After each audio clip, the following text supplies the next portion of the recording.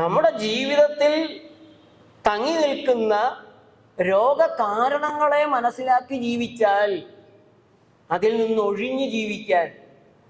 അല്ല, ചില ആളുകളുണ്ട്, ഞാനിപ്പോൾ അതിൽ നിന്നൊന്നും ഒഴിയാൻ പോകില്ലേ, എനിക്ക് ഇഷ്ടമുള്ളതൊക്കെ തിന്നണം, എല്ലാവരും കൂടി ഇന്ന് തിന്നുമ്പോൾ ഞാൻ മാത്രം എഴുതിട്ട് അതൊന്നും പറ്റിയല്ല, എനിക്ക് തിന്നണം.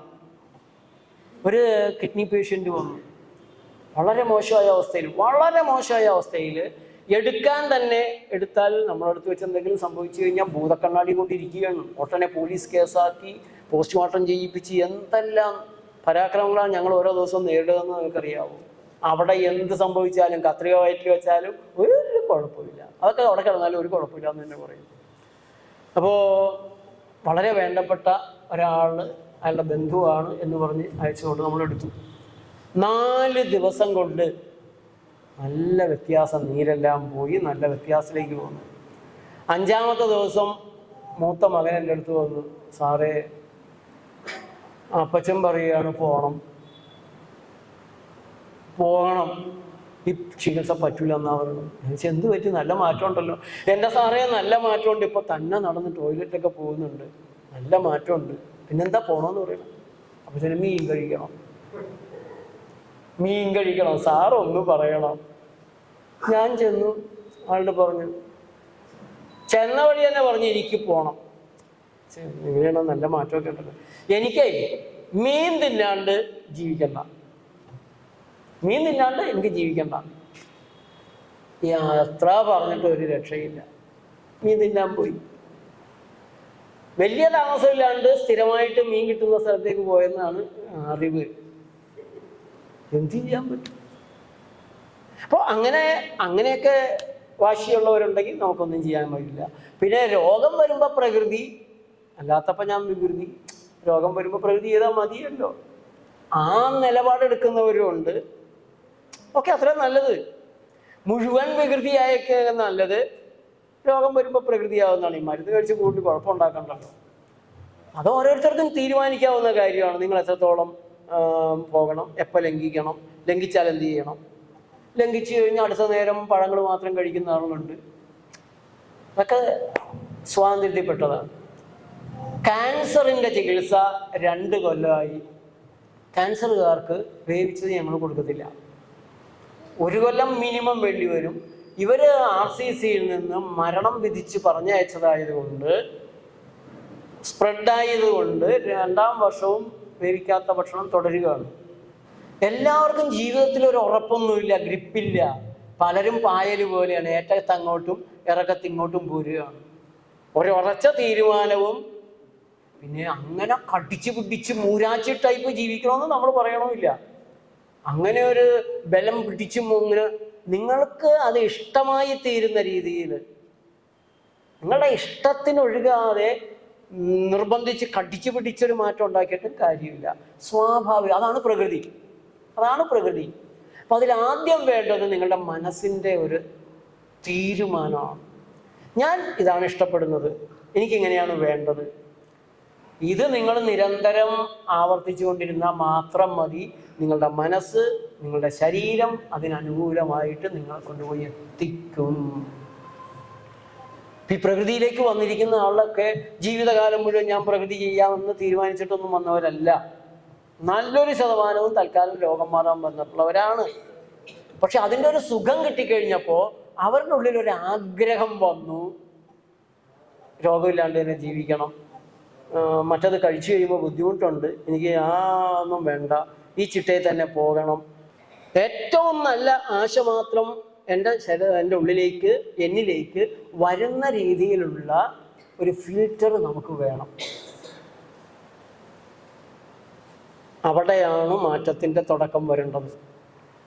ഒരു ഫിൽറ്റർ നമുക്ക് വേണം. ഇതിപ്പോൾ എന്ന് വെച്ചാൽ നിങ്ങളൊരു പേപ്പർ എടുത്തിട്ടൊന്ന് എഴുതിക്കൊണ്ടിരിക്കുകയാണ്, നിങ്ങളുടെ ഉള്ളിൽ വരുന്ന ഓരോ ചിന്തകളും എഴുതിക്കൊണ്ടേയിരിക്കുകയാണെങ്കിൽ എന്തെല്ലാം ചിന്തകൾ, ഒരാവശ്യമില്ലാത്തത്, നമ്മളെ കൊണ്ടുപോയി കുഴിയിലിടാവുന്നത്, ജയിലിലാക്കാവുന്നത്, എന്തെല്ലാം ചിന്തകളാണ് കയറി വരുന്നത്.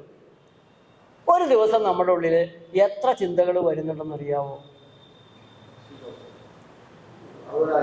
60,000 തുടങ്ങി 60,000 ചിന്തകൾ കയറി വരുന്നുണ്ട്. അതിൽ ചില ചിന്തകളുടെ കൂടെ പോയാൽ നമ്മുടെ കാര്യം കഷ്ടമാവും. ചില ചിന്തകളിലൂടെ പോയാൽ കുറേ നാളത്ത് കുഴപ്പമുണ്ടാവില്ല, പിന്നെയായിരിക്കും കുഴപ്പമാവുന്നത്. അപ്പോൾ വെറുതെ ആയി ജീവിതം.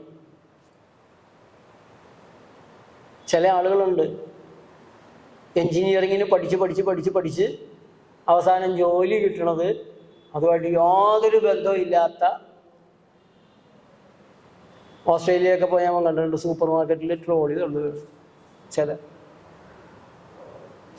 പോട്ടെ, പഠനം തൊഴിലിന് വേണ്ടിയിട്ടൊന്നുമല്ല, സന്തോഷമായിട്ട് എവിടെയായാലും ജീവിച്ചാൽ മതി മനുഷ്യൻ. അപ്പോൾ നമ്മുടെ ഉള്ളിലേക്ക് കടന്നു വരുന്ന ചിന്തകൾക്ക് ഒരു വിചാരണ കോടതി വെക്കണം. ചിന്ത, നിന്നെ ഞാൻ അനുസരിച്ച്, നിന്നെ വളർത്തി, ഞാൻ ആഗ്രഹിച്ച്, ആശയിൽ നിന്ന്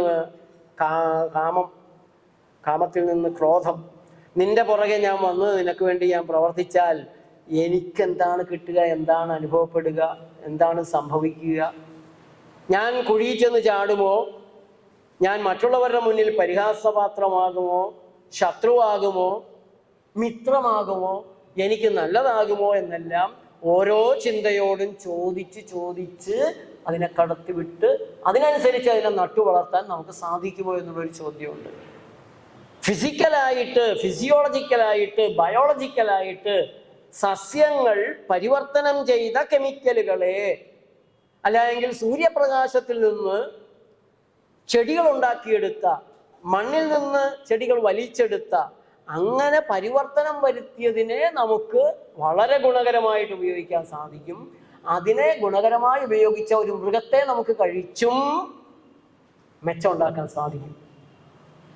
മുട്ടയും പാലും ഇറച്ചിയും മീനും, ഇത്തരത്തിൽ നമ്മൾ എങ്ങനെ പ്രകൃതിയിൽ നിന്ന് ഈ മാംസം ഉണ്ടാക്കണമോ, പ്രകൃതിയിലെ കെമിക്കലുകളെ എങ്ങനെയാണ് മാംസമാക്കി മാറ്റേണ്ടത്, അതുപോലെ മാംസമാക്കിയിട്ടുള്ളതാണ് ആടായാലും പശുവായാലും പോത്തായാലും എരുമയായാലും മത്സ്യമായാലും പക്ഷിമൃഗാദികൾ എല്ലാം അങ്ങനെയാണ്.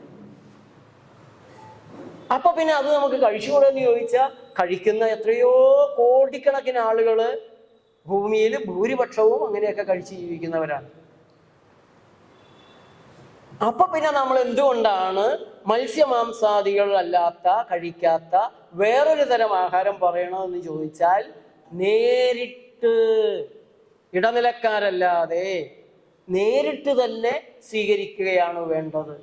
ഒരാടിന് ഇറച്ചി കൊടുത്താൽ അത് തിന്നുന്നില്ല, പശുവിന് കൊടുത്താൽ തിന്നുന്നില്ല. അപ്പോൾ ആ ജീവികൾ പുല്ല് തിന്നിട്ടുണ്ടാക്കി മാംസമെങ്കിൽ നമ്മളും അതുപോലെ നമുക്ക് വിധിക്കപ്പെട്ട സസ്യാഹാരം കഴിച്ചാൽ ഈ മാംസമൊക്കെ ഉണ്ടാകും എന്നുള്ളത് ഒരു കാര്യം. രണ്ടാമത്തെ കാര്യം, ജീവികളുടെ നാവില് ഫസ്റ്റ് സ്റ്റേജില് പുല്ലാണ് ഭക്ഷണം. പശുവിൻ്റെ ഫസ്റ്റ് സ്റ്റേജിൽ പുല്ലാണ്. അതിങ്ങനെ പല ഘട്ടങ്ങളിലൂടെ കടന്നു പോയിട്ട് മാംസമായി. എൻഡ് സ്റ്റേജാണത്. നമ്മുടെയും നാവിലൂടെ കടന്നുപോയി മാംസമാവേണ്ടത് സസ്യജാലങ്ങളാണ്. അതിനു പകരം നമ്മൾ എൻഡ് സ്റ്റേജിലെത്തിയ ഒരു സാധനം തന്നെ ഇട്ട് കൊടുക്കുമ്പോൾ അതിൽ നിന്ന് നമുക്ക് പോഷണങ്ങളൊക്കെ കിട്ടും. പക്ഷെ അതൊരു ഡെഡ് ബോഡിയാണ്. അതിൽ ജീവ തേജസ് എന്ന് പറഞ്ഞൊരു സാധനം ഇല്ല. അത് ഏറ്റവും കൃത്യമായിട്ട് പറഞ്ഞിട്ടുള്ളത് വാക്കുകൾ അളന്ന് തൂക്കി മാത്രം ഉപയോഗിച്ചിരുന്ന ശ്രീനാരായണ ഗുരുവാണ്. അപ്പോൾ നമ്മൾ ഒരു ജീവിയെ ഭക്ഷണത്തിന് വേണ്ടി ഉപയോഗിക്കുമ്പോൾ നമ്മുടെ ഫസ്റ്റ് സ്റ്റേജിൽ വരേണ്ടിടത്ത് ഫൈനൽ സ്റ്റേജിൽ നിന്ന് വീഴുകയാണ്. തുടർന്നുള്ള എല്ലാ സ്റ്റേജിലും അത് ചെയ്യുന്നതിൻ്റെ ഡൈജസ്റ്റീവ് ഇംബാലൻസ്, ട്രബിളാണ് അവിടെ വരിക.